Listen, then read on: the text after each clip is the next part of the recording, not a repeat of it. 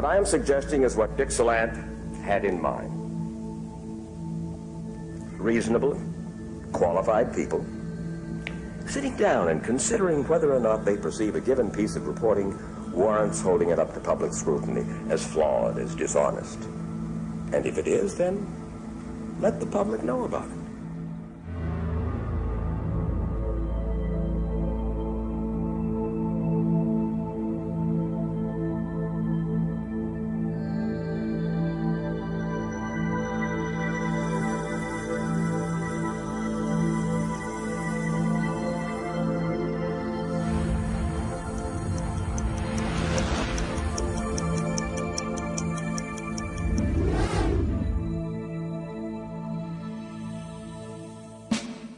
Fort Marcy Park, just outside of Washington, D.C.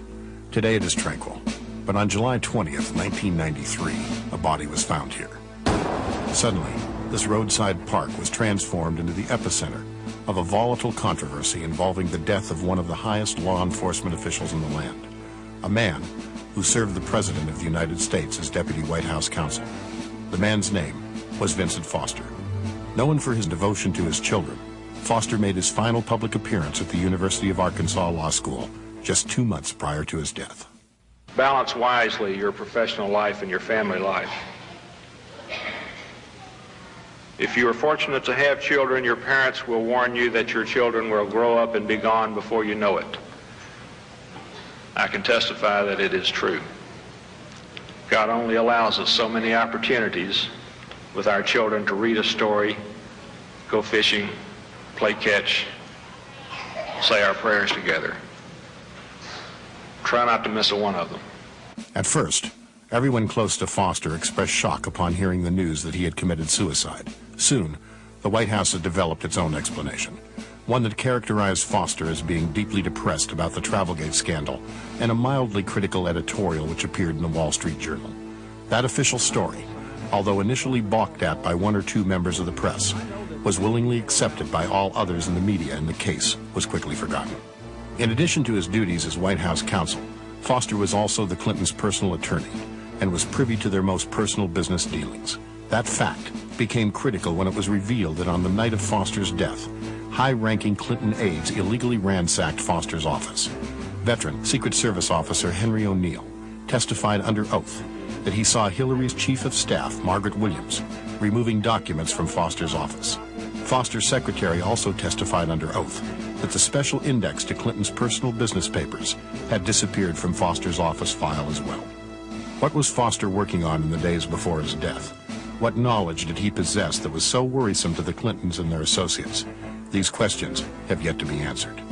As the rest of the national media focused its attention on the office break-in and the ensuing Whitewater scandal, seasoned New York Post investigative reporter Christopher Ruddy began detailing the innumerable inconsistencies in the Foster death. Ruddy became the first journalist to interview emergency workers and park police officers who were on the scene that night, and what he discovered was chilling indeed. I was very surprised that many of them had grave doubts or reservations about the death, and when I asked them why, one of the things they told me was that they saw very little blood at the scene. George Gonzalez, who was the lead paramedic, the first senior officer from Fairfax County to find the body, said that he had never seen a suicide like this in 13 years. As a consultant for the House Select Committee on Assassinations, Vincent Scalise has more than 40 years' experience as a homicide investigator. Most of the blood should be located at the exit wound. When I say blood, that would include probably brain matter, possibly fragments of bone. It would be located at the around the wound itself, around the vegetation, and we should expect massive pooling in a situation like this. After supposedly placing an old Colt .38 revolver in his mouth, Foster is said to have blown out a large area from the back of his head, as depicted here in his official autopsy report. In a gunshot wound of this type, you would expect massive amounts of blood. Blood all over the place. It would really be, in common terms, it would be a mess. Instead of finding a mess, police and emergency workers arrived on a scene strangely devoid of blood. Kevin Fornshill, the first park police officer at the scene described it this way. A lot of blood? No. So there was some blood. Where was the blood? There was, I remember sort of a faint trickle in the corner of the mouth.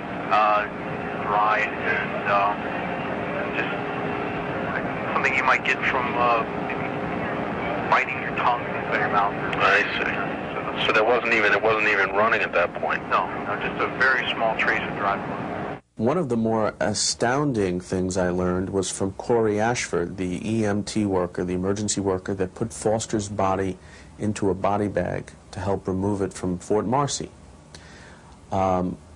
Corey had very close contact with the body because, according to Corey, he took his hands, put them under Foster's shoulders, under his arms, cradled Foster's head in his arms, picked the body up. Foster's about 200 pounds, so he has people helping him at the other end of the body, and placed it inside a plastic body bag.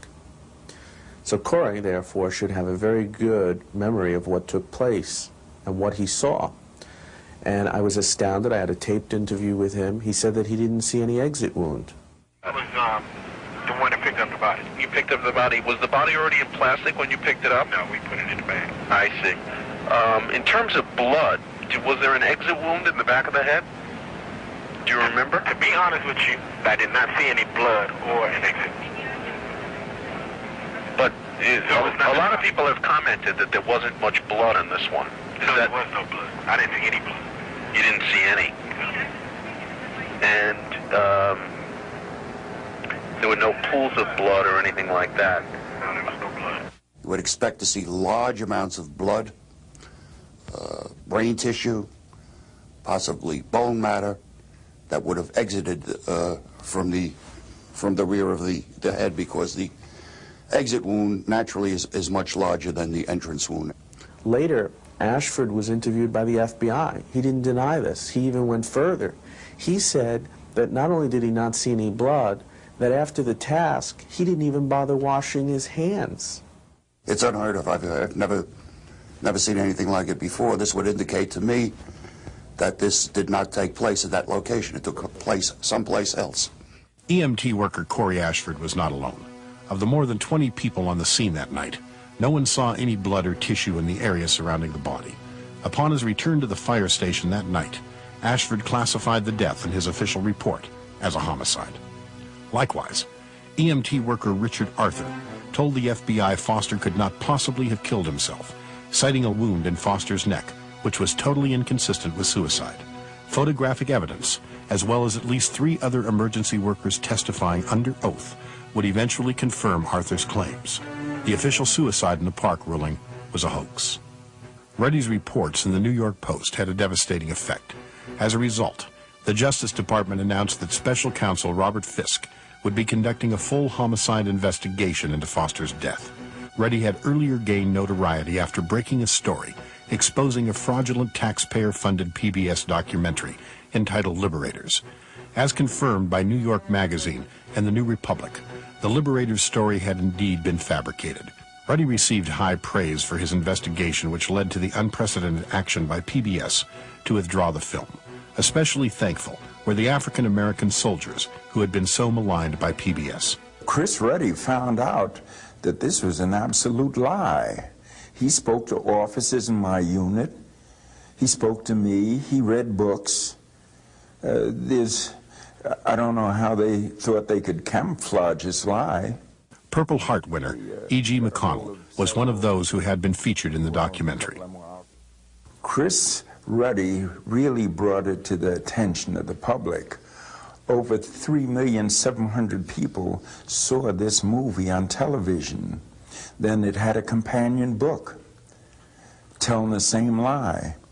And Chris Reddy, he was very persistent. He really got to the bottom. They didn't want any part of him. So I was very happy with that, because the truth has to be told. On June 30th, 1994, the Fisk report on the death of Vince Foster was issued, confirming suicide as the cause of death.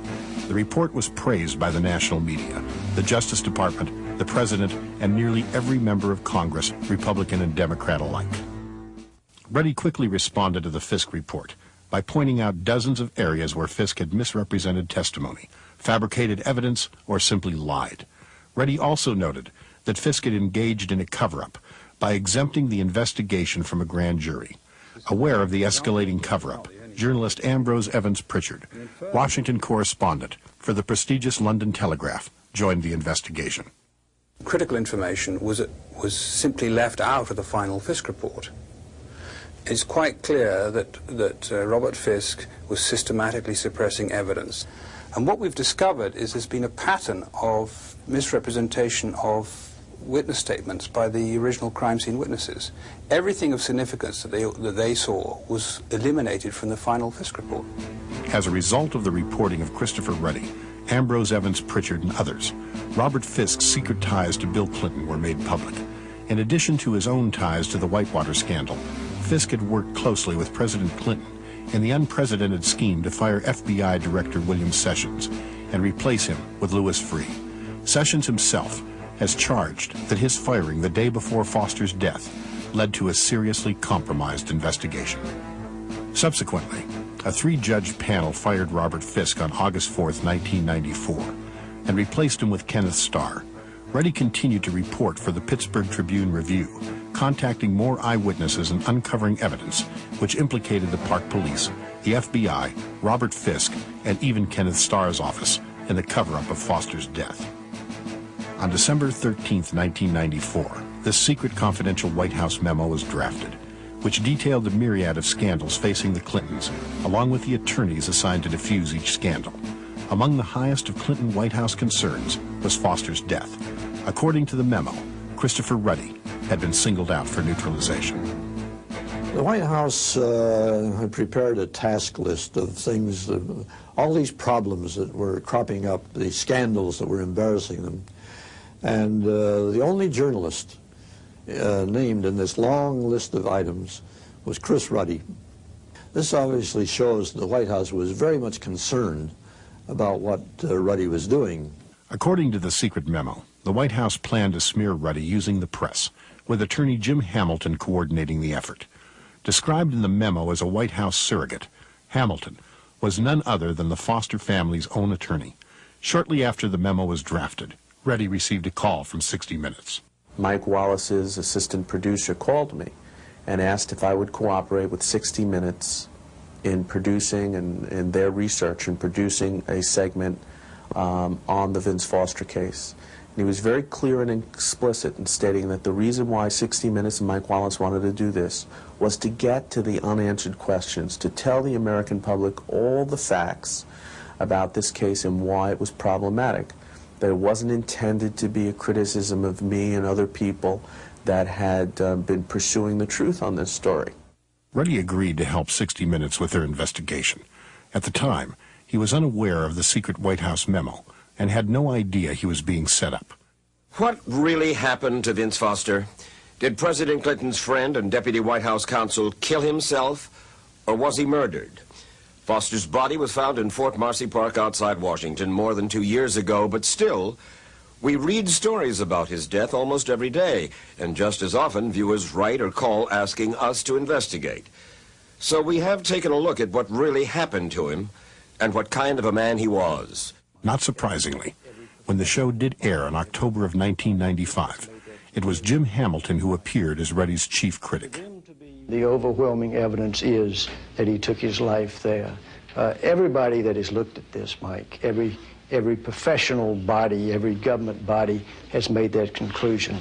The 60 Minutes segment essentially was to try to discredit everything I do, to destroy me as a person, not just to destroy the story, but puncture Chris Ruddy's credibility, not give him one shred of credibility, because that may give credibility to the hundreds and hundreds of issues that I raised, which they knew that they couldn't deal with. They spent more than half the time on air talking about Chris Ruddy's work and a lot less time looking at the underlying questions of what happened at Fort Marcy Park and trying to answer some of these still anomalous difficulties in that case. So I think they really missed an opportunity to get to the bottom of this and instead went after a very hard-working journalist. They went into it with the idea of showing that Foster committed suicide in the park, just like the park police and the Fisk report said. That was what they set out to do. But instead of going to Chris Ruddy and to get the truth, they went at it with the point of view of trying to make him look bad, make it look as though he didn't know what he was talking about. And they do this, of course, not in the interview. They do it in the editing room. During the interview, Ruddy presented Wallace with a vast amount of documented information, none of which ever made it into the program. When the unedited transcript of the 3-hour interview was compared to the final edited version of the program, it was obvious Ruddy had been edited out of context and cut off in mid-sentence in an effort to make him appear incoherent. You've sold thousands of these things. It features, as the investigative reporter, you. Right. Did you go over the script ahead of time? I did look at the script a number of times. Do you genuinely believe that he was rolled up in a carpet and brought there? I don't have any evidence that he was rolled up in a carpet. This is your tape. Mike, it's You went over it. You edited it. No. It's the height of unfairness for a powerful organization like CBS to use its resources to do a hatchet job in this way on the one journalist who's out there in the field putting his career on the line trying to investigate this. They barely let me speak at all. Most of the times Wallace was interrupting me or they wouldn't let me finish a sentence. If they had allowed me to complete a full sentence, and I do happen to speak in full sentences, that would have been very, very dangerous for them. You can take tiny segments, only a couple of seconds long, of a short question and a short answer, and put that out of context into the segment, and again make the interviewee look extremely bad. That is exactly what was done with Chris Ruddy on 60 Minutes. Mike Wallace hosted this thing. I watched his program. I recorded it. And I became angrier and angrier. But then again, I said to myself, Chris is my friend.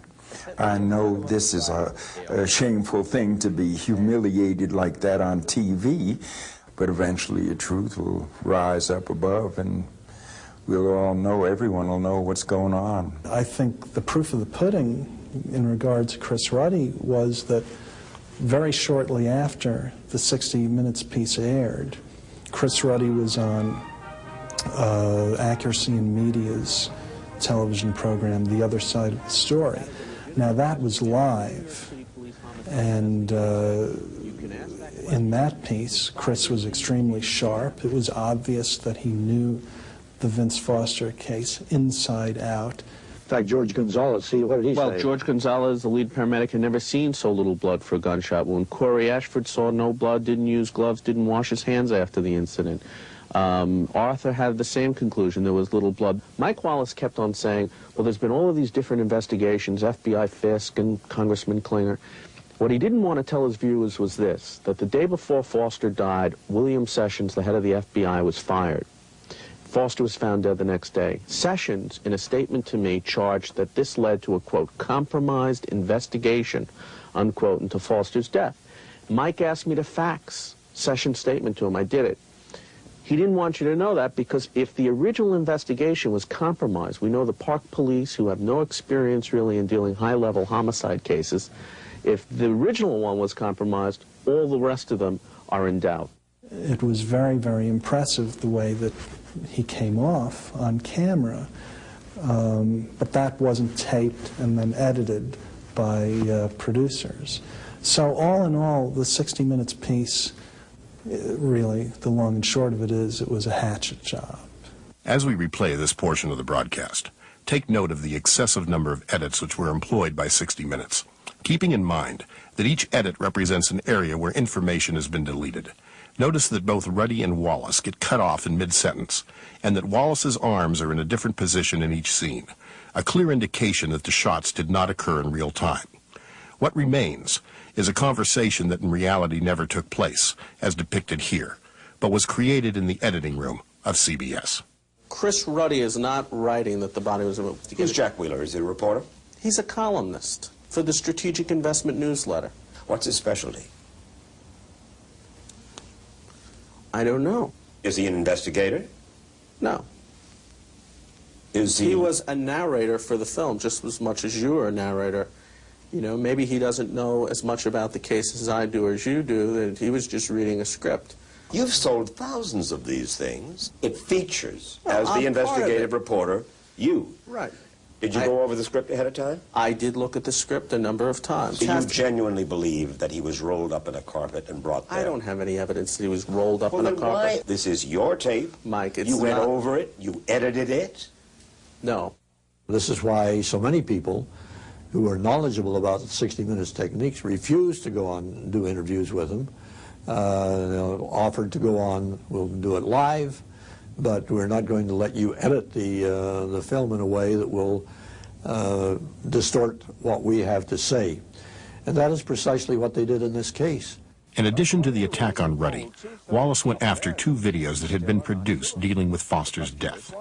The first video, The Death of Vince Foster, What Really Happened, was produced and distributed not by Jerry Falwell's organization, but by Citizens for Honest Government.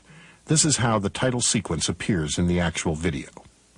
And this is how it appeared in the 60 Minutes program. The ads ask for contributions to keep Ruddy investigating. And Ruddy's reporting is the basis for 2 videotapes. One distributed by the Reverend Jerry Falwell's organization, the other produced by a newsletter called Strategic Investment. Notice how the title, which clearly identifies the video as a presentation of Citizens for Honest Government, was edited out by 60 Minutes. By deceptively attributing the video to the Reverend Jerry Falwell, Wallace tried simply to dismiss it as the product of right-wing fanatics out to get Clinton.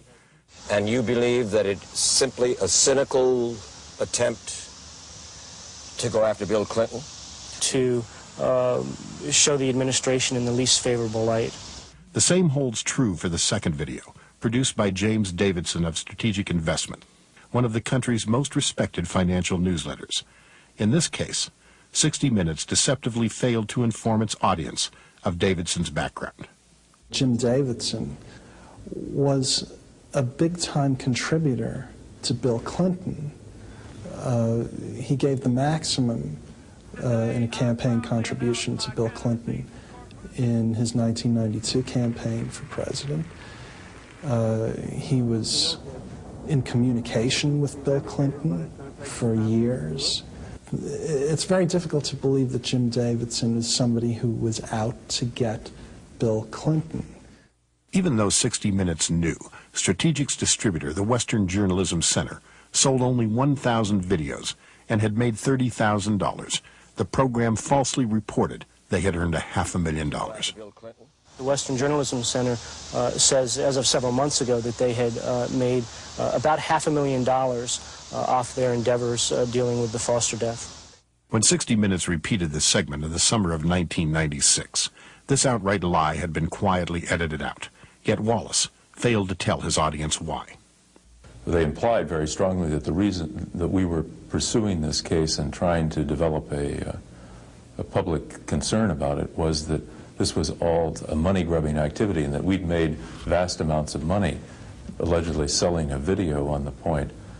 And I publicly suggested that we would be glad to pay Mike Wallace twice the amount of money that all these millions that we allegedly made if he would come on a public stage and debate the facts, which of course he refused to do.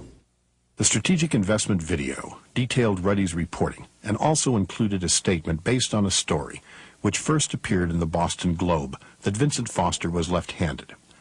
When Strategic Investment learned of the Globe's error, they quickly corrected it. Although Wallace was well aware of the fact that it was the Boston Globe who had made the mistake, he deceptively tried to pin it on Ruddy. The report that Foster was left-handed, which was a reasonable thing for us to pick up on because it appeared in the Boston Globe based upon an interview with the Park Police. It was reported as a fact in the newspapers. We did not sit around and hatch up this notion that he was left-handed. 60 Minutes, so it was so desperate to attack my reporting and to attack the credibility of these videos that were out there, they pinned someone else's mistake on us. Here's another mistake. Why the left-handed Mr. Foster was found clutching the .38 caliber Colt in his right hand. No mystery. The fact is that Foster was right-handed, not left-handed. Ruddy acknowledged that error and later tried to distance himself from the tape, but the fact remains that he edited the script. I said to Mike Wallace during the interview, whatever you put on the air, you put on the air, but I ask you to just put on some very simple facts, and it'll only take 30 seconds. Tell the American people that the gun in his hand was not owned by Foster, that it was found in his hand with none of his fingerprints on it, that the gun was found in his hand and it appeared visibly clean. Nobody saw any blood on it, even though it was shot in his mouth in close contact to his skin. Highly unusual, should have been blood all over it. That there were homes across the street, no one heard the gunshot. That they never found the fired bullet. That the gunpowder residues on Foster's left and right hand, according to 7 leading experts, Wallace had their names, indicated neither hand was on the gun's grip when it was fired. Totally inconsistent with suicide. I mean, all of these things in themselves are very serious. That statement never made it on the air. The climatic moment in the program came when Wallace deceived his 60 Minutes audience by suggesting Ruddy had simply fabricated the report regarding the lack of blood at the scene. Well, Dr. Hout, in his FBI report and his interview with me, said there was not a lot of blood behind the body. Dr. Donald Hout, you are the Fairfax County medical examiner. Yes, I am. Was there a suspicious lack of blood at the scene? Absolutely not. Did you tell a reporter by the name of Christopher Ruddy that there was an unusual lack of blood? No. Do you know what Dr. Hout told us? What did he tell you? Plenty of blood for him to have died there. He told it to us. Are you suggesting that somebody got to him? I don't know why he suddenly changed the story. Christopher Ruddy says that you changed your story. No, that's not true. 60 Minutes had engaged in a skillfully edited deception using Dr. Donald Hout, the medical examiner who examined Foster's body at Fort Marcy Park. Hout had made the statement to both Ruddy and the FBI that he did not see much blood at the scene. Wallace turns to me and says, well, we've talked, Dr. Hout. And Dr. Hout says significant quantities of blood were under the body for Foster to have died there. And my immediate reaction is, uh-oh. You know, the typical Mike Wallace 60 Minutes ambush journalism, here it is. And I looked at Mike and I said, Mike, you know, my reaction was, Mike, I'm not making this up. I have a tape-recorded conversation with Dr. Hout, and I have his FBI statement. And then Wallace says to me, well, what are you saying? He changed his story? And, you know, I felt like saying, duh. The transcript of Ruddy's unedited interview with Wallace clearly shows that Ruddy had informed Wallace of his recording of Dr. Hout. But rather than use Ruddy's tape or confront Hout with his FBI statement, Wallace chose to deliberately smear Ruddy's character before 20 million viewers. You're persuaded that Vincent Foster committed suicide? Yes, I am. Dr. Hout says Ruddy simply got it wrong. The statement that Ruddy simply got it wrong was, of course, another of Wallace's outright lies. Ruddy, in fact, had accurately quoted Dr. Hout, as evidenced by his tape recording. In addition, Wallace knew all along that Dr. Hout had no legal standing to render a suicide ruling. Under Virginia state law, Hout could only certify whether or not Foster was dead, not rule on the cause of death. Wallace deceptively failed to mention that Dr. Hout had nothing to do with Foster's autopsy, had never conducted an autopsy, and has no qualifications at all in pathology.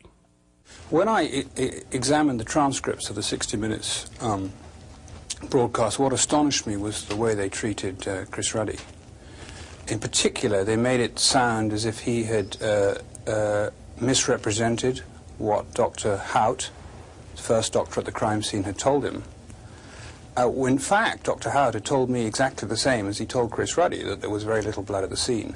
And it was in Dr. Hout's FBI statement. And I understand that these were offered to 60 Minutes to buttress what Chris Ruddy was saying, and they simply refused to incorporate it in the story. And furthermore, went further than that and actually openly accused Chris Ruddy of lying. I thought that was outrageous. Here, made public for the first time, is Dr. Hout's original, unedited, and very different version of what transpired. There was some question originally about the amount of blood when they rolled over the body. Yeah. Was there blood there? Yeah, the blood was sort of matted right in back of the skull. right back of the head. I see. Was there much on the ground? Not a hell of a lot. Some people say it was all sort of congealed right in back of the head. Oh, really? Yeah. Wallace and the others at 60 Minutes had deceptively avoided the key issue Ruddy had raised, that Haut's statement to Ruddy and the FBI had been misrepresented by Fisk. On page 36 of his report, Fisk claims Haut saw a large pool of blood, but when Ruddy confronted Wallace with this clear fabrication by Fisk, Wallace angrily responded, "Forget about that." Wallace and Fisk, it turns out, are good friends. Naturally, Wallace's outburst was edited from the final program. Shortly after the program aired on 60 Minutes, I got to my answering machine, I turned it on, there was a message from Ty Kim. Chris, it's Ty Kim calling. How are you? I hope you're well. And listen, just in the world of follow-up, I would be most interested in hearing your Dr. Haut tape, and I'd like to basically offer an opportunity for us to listen to it and review it. So perhaps you could give me a call at the office. You have the number, or just pop a copy in the mail and forward it on. Let me know either way, would you? Thanks. Bye. And get this, they just aired a program on national television, 20 million people, making me look foolish and out to be almost a liar, just a fabricator of some information. They knew I had this tape for months now. They're calling me a week after saying that as a matter of follow-up, they want to get a copy of the tape. To further smear Ruddy's character, the 60 Minutes segment deceptively relied on the testimony of Park Police Officer Kevin Fornshill. Wallace falsely implied Fornshill was a trained investigator, when in fact he is not. Fornshill had never seen a suicide by gunshot before. Park Police Officer Kevin Fornshill, who discovered the body, says the ground around Foster showed no signs that he had been carried. In your opinion, is it conceivable he could have been transported from someplace else and simply laid out here? I'd have a real problem with that, sir. Mike Wallace makes it seem like Officer Kevin Fornshill is a hero. I don't know where the evidence would suggest that this man did anything heroic. Officer Fornshill was the first officer, according to the record, to find Foster's body. And I think Wallace should have turned to Fornshill and asked him some very serious questions. Questions like, why did the Park Police ruin the crime scene photos? Why did they give the crime scene evidence away to Bill Clinton? Why did they declare the death a suicide before even viewing the body? Why did they falsify the reports? And why did they lie under oath? While avoiding these pertinent questions, Wallace did make a point to bring up a lawsuit Fornshill had filed against Ruddy. Officer Fornshill was so outraged by Ruddy's reports about sloppy police work that he filed a libel suit against Ruddy and the Western Journalism Center. Wallace conveniently failed to mention that the lawsuit had been thrown out because the judge and later the appeals panel had ruled Ruddy had written nothing libelous about Fornshill. Once again, this sequence was quietly edited out when the segment was rebroadcast in the summer of 1996, and Wallace once again failed to tell his viewers why.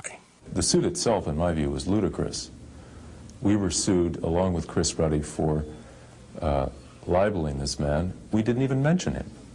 Now, how can you, if we'd set out to libel the guy, we certainly did a lousy job of it by not even bothering to mention the guy we were supposed to be libeling.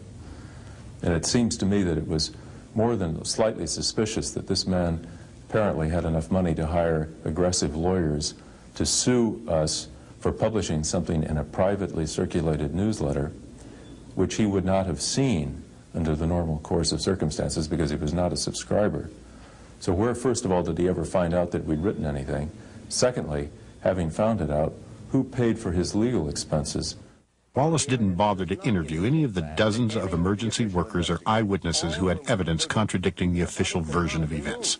Patrick Knowlton was one of those Wallace failed to contact. Pat Knowlton was the first witness at the crime scene at about 4:30 that afternoon. When he arrived there, there was apparently a man on watch in the car park, discouraging people from going up into the park, which is very suspicious and very important information in this case. He went to the authorities and told them this, first the Park Police, and then later during the Fisk investigation he told the FBI.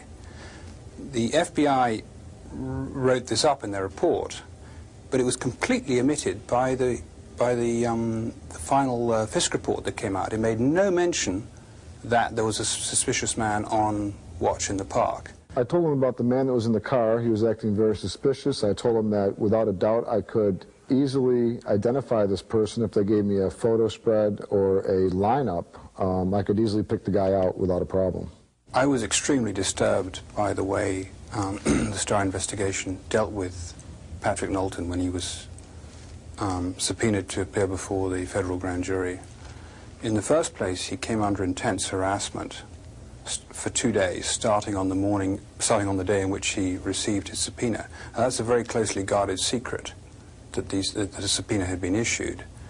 The only people who knew about it were the FBI and the Starr investigation themselves. So it raises questions as to who conducted this harassment. Furthermore, when he was called before the grand jury the next week, he was treated in a very hostile manner. Indeed, I would say it bordered on grotesque. I was quite shocked over the way I was treated at the grand jury by Starr's prosecutors. Kenneth Starr was not there interviewing me, but John Bates and Brett Kavanaugh, who were his assistants here in Washington, just ran me through the mill. I mean, they gave me very little time to focus on what I'd seen at Fort Marcy Park. They did not attempt to determine what he'd seen as a witness at the park. Instead, they seemed only interested in trying to discredit him as a witness. And this whole experience changed my view of the Starr investigation. Until then, I'd been willing to give them the benefit of the doubt, even though I'd been concerned about many things. But that made me wonder, really, whether the virus of corruption had taken over that investigation as well. There were a myriad of important points Wallace neglected to even mention on the air, including the fact that at least 4 eyewitnesses had testified to seeing a briefcase in Foster's car. The park police insisted there was no briefcase, even though photographic evidence proved there was. Wallace also refused to discuss how Foster's eyeglasses inexplicably came to rest 19 feet from the body. Mike Wallace called me. We discussed it before the program. What about the eyeglasses? He said, well, maybe he threw them away. And he decided he didn't need them anymore. And I said, but Mike, what about the gunpowder on the glasses? Oh, was there gunpowder? Yes. I said, that showed that they'd been on his face or near his face when the shot was fired. The only way that those glasses could have flown 19 feet is if they had wings. It would be impossible, in my opinion, for the glasses, after the gun was fired, for the glasses to go forward 19 feet. And it's very unlikely that Foster drove himself to Fort Marcy Park without his keys and managed to transport himself through telekinesis across a dusty field in the middle of a drought in summertime, 750 feet, without getting a chemical speck of dirt on his shoes. Now, the FBI reports indicated that there were no traces of soil on the shoes that were worn by Foster. We took 3 separate tests with 3 separate pairs of shoes, and we noted soil in every instance. It would be impossible to walk through that park without getting soil on your shoes.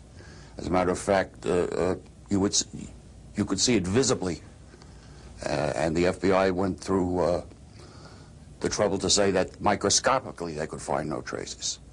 Well, as evidence of Mike Wallace's dishonesty, he said that told me he did go to Fort Marcy Park, and I asked him about the fact that there was no dirt on Foster's shoes. How did he get all that distance from the parking lot up to the place where the body was found and not get his shoes dirty? And he confessed that he had made that walk himself. And I said, and did you get dirt on your shoes? And he said, yes. I'm saying that the evidence indicated the body had been moved to the park. But the evidence does not indicate that to any of the official investigators, all of whom concluded that the body could not have been moved. This event did not take place in the park. There is no doubt in my mind. It's my opinion, the results of my investigation disclose that the body was undoubtedly transported to the park. Wallace was unable to cite one item of physical evidence that would indicate that Foster died on the spot where the body was found. I challenged him on this. He tried to evade the question. He said, "What do you mean by forensic evidence?" He went to his dictionary. I said, "Physical evidence," and I persisted. There is more evidence that the body was moved than that there is evidence that he died in the park, because there is no forensic evidence that he died in the park, contrary to what you said. You said all the forensic evidence shows that he pulled together, et cetera, et cetera. There is no forensic evidence to show that. Well, and you name me one piece of forensic evidence that proves that he died. Read all I want. One piece. Tell me one piece of forensic evidence that proves he died in the park. I will. I tell you what. One, Mike. I will. One. Just one. You know what? Name one. One. Just one lousy piece. I mean, you studied. You said you examined all the questions. Yep. So you must, and you said all the forensic evidence points to this. One piece of forensic evidence that proves he died in the park. Read it. One. No matter. Can you name one? Just a moment. Yeah. You know perfectly well, Reed, that no matter what evidence, forensic or otherwise, that I. Mike, try me. Name me one. All right. I'll tell you what I'll do. I won't do it on the telephone. I'll put it on paper. I am still waiting to hear from Mike Wallace in writing.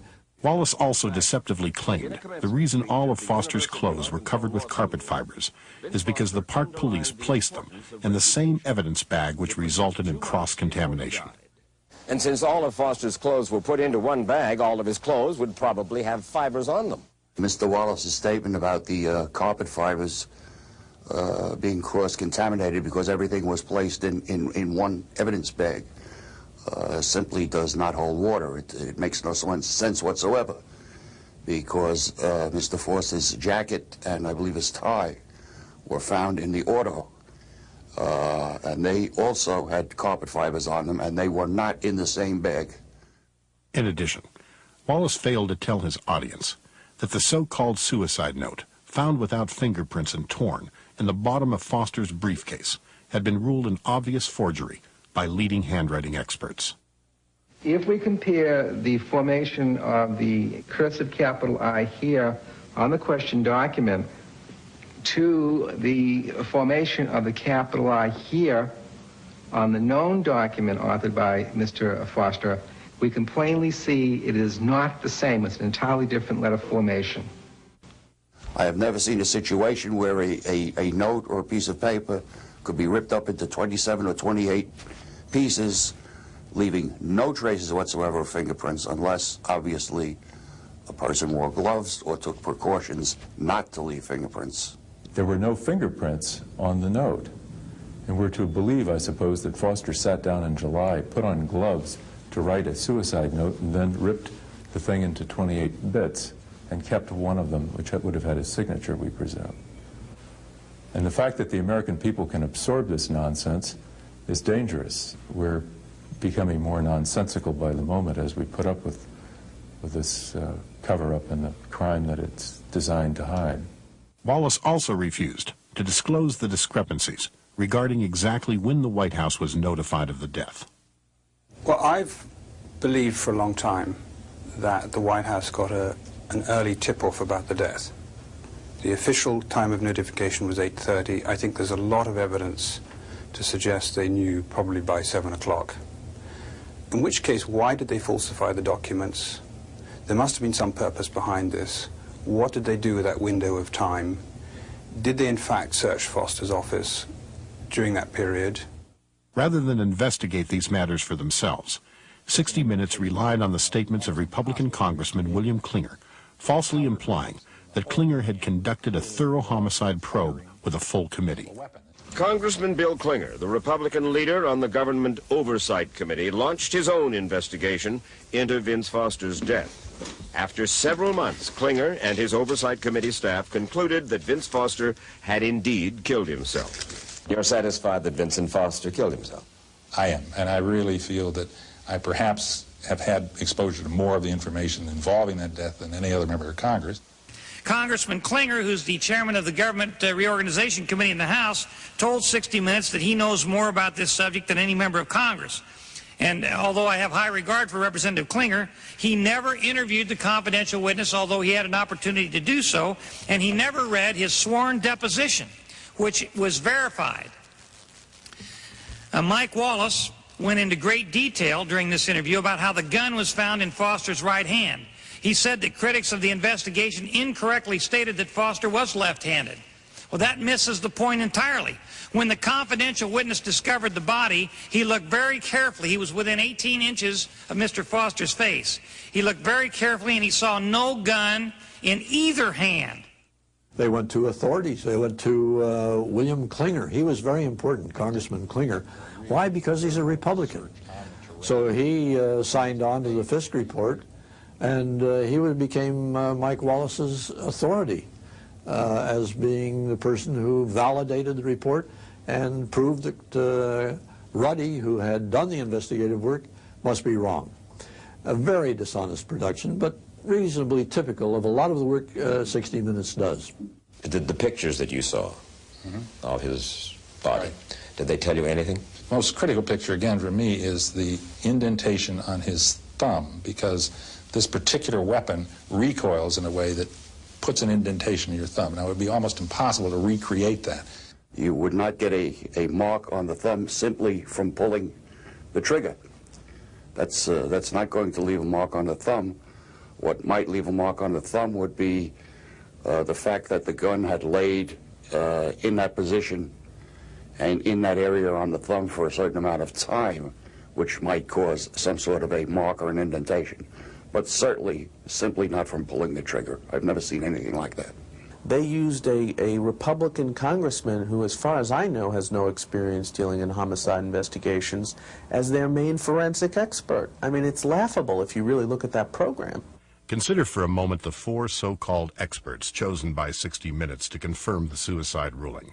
A congressman with no forensic experience who purposely refused to interview key witnesses during his investigation. A park police officer who was not a homicide investigator and who had never seen a suicide by gunshot. A doctor who had never conducted an autopsy and who was without legal or professional standing to render a suicide ruling. And an attorney identified as a White House surrogate who received a presidential appointment from Bill Clinton. Failing to uncover one piece of conclusive evidence that Foster killed himself in Fort Marcy Park, Wallace relied instead on Foster family attorney Jim Hamilton. Yeah, Mike. For them to be wrong about this, all these people either have to be incompetent or they are engaged in a conspiracy that makes Watergate look like a minor shenanigan. But they're not incompetent, and there's no conspiracy. Well, I wonder why a lawyer for the Foster family would be involved in trying to discourage an attempt to make a more thorough investigation of the circumstances of his death. And I think it's also a non-coincidence that he was appointed to an intelligence review board, which is a sort of plum position. At least it's a presidential appointment. Wallace had falsely given his viewers the impression the case was closed. Not only was this untrue, but on the very day the program aired, Kenneth Starr's office was conducting a massive hunt for the bullet in Fort Marcy Park. Wallace knew this, but by deceptive omission, failed to tell his viewers. 60 Minutes did not tell the American public that there was an investigation going on. That was, I think, dishonest. They made it sound as if the case was closed and shut. The U.S. Park Police, the FBI, the Senate Banking Committee, and independent counsel Robert Fisk have all concluded that Vince Foster killed himself. I have never seen so much misinformation and so much bias in reporting as I saw during that 20-minute segment. Let me just tell you some of the things that happened. Mike Wallace, some of the things that 60 Minutes ignored. Mike Wallace said that every government body that has investigated the death of Vince Foster reached the same conclusion, that he killed himself at Fort Marcy Park. He did not mention that the independent counsel, Kenneth Starr, has reopened the investigation. Mr. Starr's attorney spent this summer questioning witnesses before a grand jury. The FBI is back in Fort Marcy Park, or was just a couple of weeks ago, more than 2 years after Vince Foster's death, looking for the bullet that killed him. Would the independent counsel go through all of this work if there were not unanswered questions about this case? And so I believe that Mr. Wallace was incorrect when he said that the conclusion had been reached by every government agency. In addition, many of us in Congress have come to different conclusions as well. Ruddy's reporting for the Tribune-Review outlined a number of serious problems with Kenneth Starr's investigation. Most notably, Ruddy had discovered that Starr's lead prosecutor, Miguel Rodriguez, had uncovered evidence that the FBI had deliberately distorted photos of Foster's neck in order to conceal an additional wound, which would have forced officials to change the ruling of suicide to homicide. After Rodriguez presented this and other damaging evidence to a grand jury, Starr forced his resignation and dismissed the grand jury. Starr's chief deputy and Rodriguez's superior in the Foster investigation was none other than Mark H. Toohey, an activist Democrat with close ties to the Clinton administration. Professor Amar said we should seek a more representative jury, a jury that looks like America. I'm not sure what that means, but as an advocate, I don't want a jury rammed down my throat that thinks like America. Toohey sought to close down the Foster inquiry and was later allowed by Starr to join the firm representing Hillary's former Rose law firm before Starr's very own office. Starr then brought in Dr. Henry Lee, O.J. Simpson's chief defense expert, to close down the Foster case. Mike Wallace, it turns out, had been given permission by Starr's office to work behind the scenes with Dr. Lee to help discredit Ruddy prior to the 60 Minutes broadcast. You know, I was out at the park. Wow. As a matter of fact, I was out there with Harry Lee. Well, that was before they started this hunt. Mm-mm. Huh? No. How long ago? About 10 days ago. Oh, really? Yeah. Well, you see, you're privileged. They won't let anybody else. I know it. Those. I know it. In light of 60 Minutes' inability to provide one piece of evidence that Foster committed suicide in Fort Marcy Park, and despite their refusal to examine any evidence to the contrary, Wallace's astonishing introduction to the July 1996 rebroadcast of the segment was especially dishonest. Foster's body was found 3 years ago in Fort Marcy Park outside Washington, and a few right-wing groups still contend, despite evidence to the contrary, that Foster did not commit suicide, that he was murdered, and that 60 Minutes was part of a cover-up when we failed to confirm foul play in our report last October. Wallace began his career not in journalism, but in show business, as a game show host and as a pitchman for such products as Peter Pan Peanut Butter. In 1968, Wallace came to the attention of 60 Minutes executive producer Don Hewitt. Wallace's gruff demeanor made him a natural for the type of showboat journalism he quickly perfected. For CBS, it meant high ratings. Over the years, 60 Minutes has raked in hundreds of millions of dollars from advertisers and has established Wallace as one of America's top celebrity journalists. In a 1994 front-page story, the Washington Post exposed Wallace for secretly taping a fellow journalist in his office. 60 Minutes producer Robert Anderson, the same Anderson who produced the story on Vince Foster, assisted with the deception. Both were sharply criticized by CBS News president Eric Ober, who publicly stated that Wallace and Anderson had violated CBS News standards and journalistic ethics. Wallace admitted to the Washington Post that he had used unethical tactics in his quest for ratings, stating, "You don't like to lie baldly, but I have. It depends on your motive."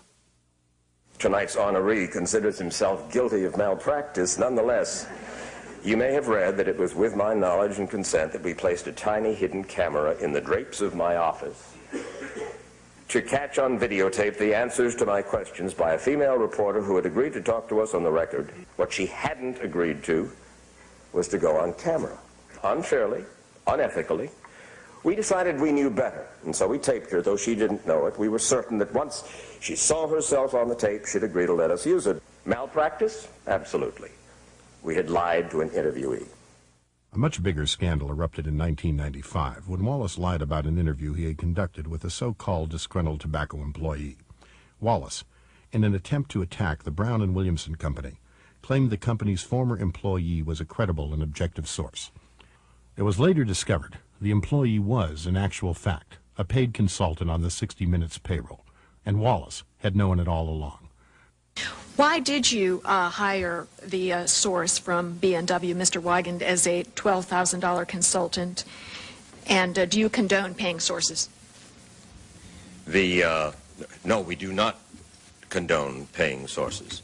In 1981, while preparing a program on insurance fraud, Wallace was caught making this racial statement. Blacks and Hispanics were too busy eating watermelons and tacos to read the fine print on the phony insurance policies. Wallace later apologized, but received no further reprimand from CBS.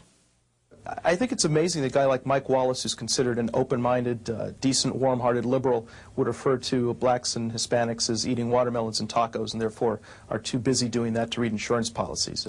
That's an incredibly bigoted remark, and it's amazing that when someone who is a member of the liberal media establishment talks that way, he's very quickly forgiven and people sort of put it behind him and move on. And if a conservative journalist had said that, he'd still be excoriated and probably would have been fired and never heard from again. In 1992, Clinton approached his friends at 60 Minutes and asked for a favor. Knowledge of Clinton's affair with Jennifer Flowers was about to derail his quest for the presidency, and Clinton was desperate for some media help. And they came to us because they were in big trouble in New Hampshire.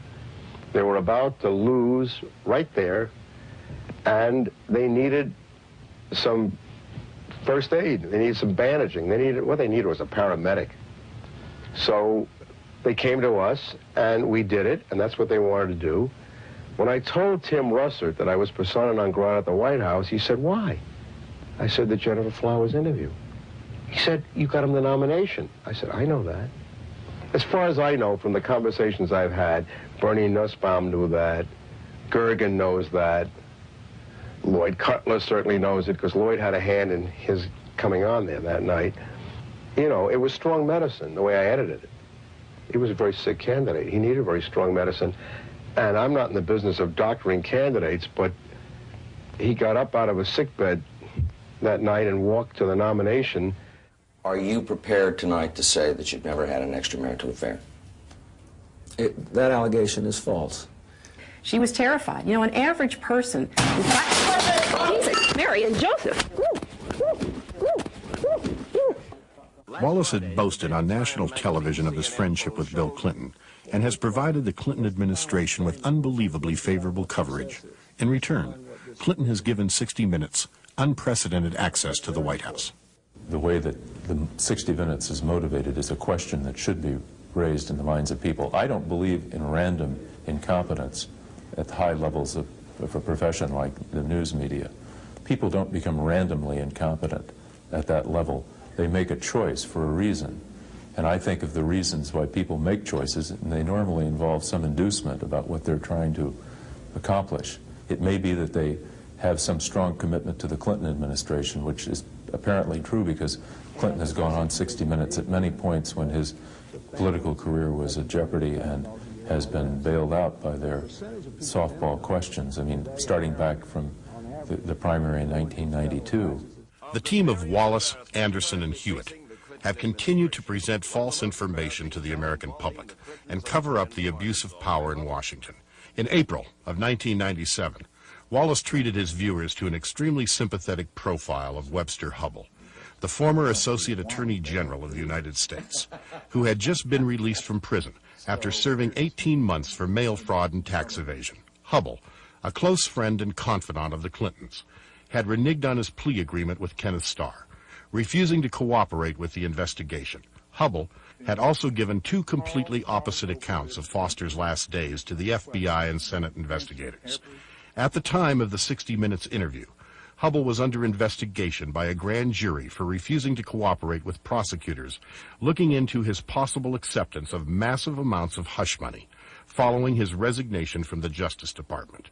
Compare Wallace's unreasonably harsh treatment of Ruddy, a dedicated journalist working on behalf of the American people, with his delicate treatment of Hubbell, a convicted federal felon who had betrayed his country's trust. How bad was it in prison? It was tough. It was real tough. It was, you know, it wasn't torture, but there were times that it was very, very difficult. Times you were scared. And that first night, you were scared?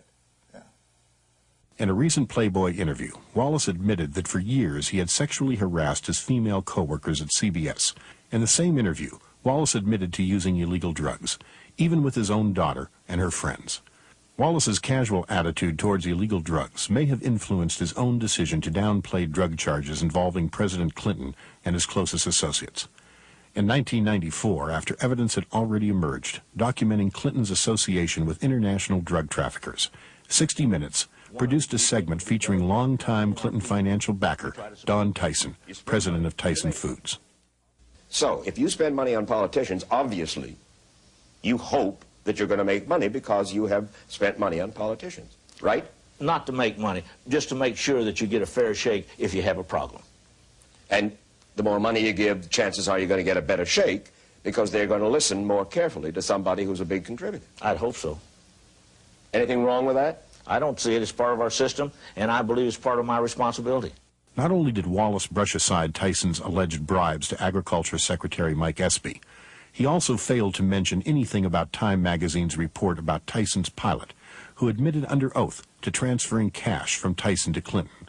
Wallace also blatantly ignored the reams of intelligence files from the Drug Enforcement Administration and the Arkansas State Police documenting Tyson's involvement in narcotic trafficking and murder for hire. One document revealed that Tyson had been kept above the law for nearly 2 decades because of his connections to Bill Clinton. 60 Minutes was well aware of the existence of these authentic documents prior to the broadcast. As with many of Wallace's most deceptive reports, the segment producer was once again Robert Anderson. Compare the difference between Wallace's treatment of Tyson, who at the time of the interview was under criminal investigation, and Christopher Ruddy, an award-winning journalist simply trying to uncover the truth. If I'd invested $1,000 in Tyson Foods, let's say 25 years ago. Yes, sir. What would it be worth today? Over $500,000. 500 times? Yeah. It's in a hell. 25 years? Yeah. Isn't that great? You put them in the park, in a van or a truck or whatever, and you take them out of it in the parking lot, and then you lug them up the side of the hill, and give me a break. What does it mean for all of us as Americans if the death of one of the highest officials in the land can be covered up by our law enforcement agencies? What does it mean when serious allegations of narcotic trafficking involving the president go unreported? The media cover-ups, so well demonstrated by Mike Wallace in 60 Minutes, is a warning to us all. Ruddy has been able to raise all sorts of questions about Foster's death. We've dealt with the most important ones, we've examined the others, and as attorney James Hamilton says, the overwhelming evidence supports just one conclusion. He committed suicide in Fort Marcy Park. That's the story. I pointed out to him that, I said, Mike, you have said on this program that you considered all the important questions and you've answered them all. I said, the fact is that you didn't answer and discuss any of the important questions that I pointed out to you before the program. And the only one question that you did consider that was of any significance at all was the matter of the blood, which in fact they distorted.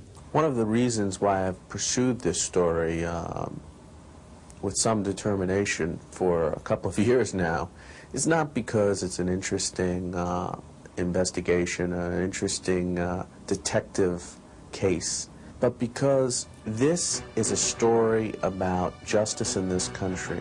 It's a case about how the law enforcement agencies that are there intended to serve and protect the American people, how they have been misused, that political pressure has been brought upon them, that this creates an extremely dangerous precedent if we allow this to go past, unchecked, unquestioned, unchallenged. The Foster case makes no sense at all, and it's an insult to the intelligence of the American people and a threat to the future of our livelihoods, our families, and our investments, because it shows that the government is corrupt. I think that the Foster case, shows that corruption is creeping into the judicial institutions of the country. Clearly, the FBI and the Justice Department both engaged in a cover-up in this case. You had a special prosecutor appointed to investigate it who endorsed the cover-up. And I think that has to be nipped in the bud. If this sort of thing is allowed to occur with a senior White House aide, it's the beginning of a slippery slope. The 60 Minutes part of the Foster story, I think, is even more threatening in some ways to the future of the country, because here you have one of the most respected, or once was, one of the most respected authoritative news programs. You have one of the most respected journalists in the country, Mike Wallace, putting his name, his imprimatur to this story and to closing it, when they know full well that there's many, many problems which they did not address. So this is an extremely critical case, I believe, for the future, to determine what type of country we want to be. Do we want to be another Mexico, or what used to be found in Eastern Europe, where unusual deaths were not questioned, that people knew that they should just look the other way and not ask about them? I don't think so. I don't think the American people, they want full answers. And the Founding Fathers, when this country was created, enshrined freedom of the press, not as the Second Amendment or Third Amendment. It was the First Amendment. And I think it's evident why it was the First Amendment. Because it's very hard to have a free country if you don't have a free press. We do connect with the audience out there. They perceive us as being very close to them. We are surrogates for the audience in the broadcasts that we undertake to do.